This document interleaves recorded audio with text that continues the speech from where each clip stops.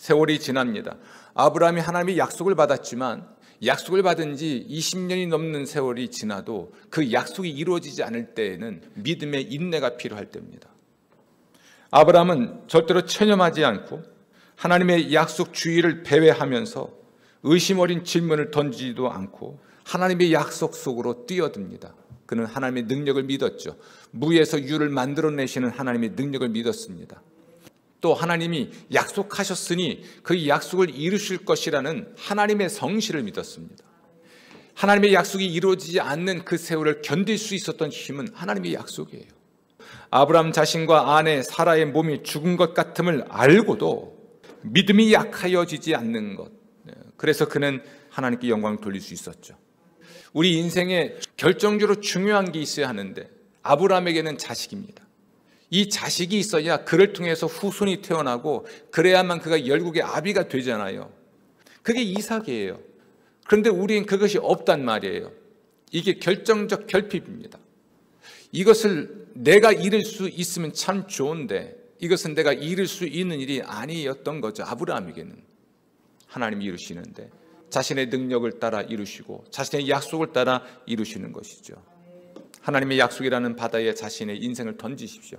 하나님을 신뢰하고 해보세요. 하나님만이 하실 수 있는 일을 하나님이 하십니다. 하나님은 자신의 일을 이루시는 데 있어서 성심을 다하시는 분이세요.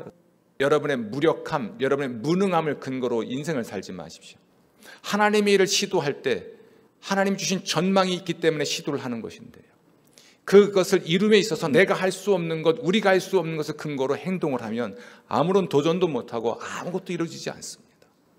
세상의 기세에 눌리고 내가 할 수 없는 자신의 무력감이나 무능함의 근거로 인생을 사시겠습니까? 아니면 하나님의 가능성, 하나님의 능력을 근거로 인생을 사시겠습니까? 하나님의 약속에 사로잡혀 인생 사시겠습니까? 체념하지 않고 약속의 주의를 배회하면서 설마 이렇게 의심의 질문을 하지 않고 그저 묵묵히 뚜벅뚜벅이가 되어서 걸어가시겠습니까?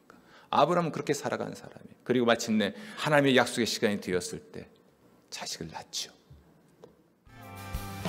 작은 나의 맘에 크신 주의 나라 영광을 보이시니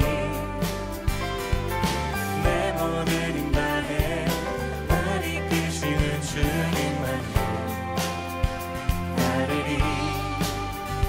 나의 소망이 아닌 주의 선하신 뜻대로 나의 모든 걸음이 주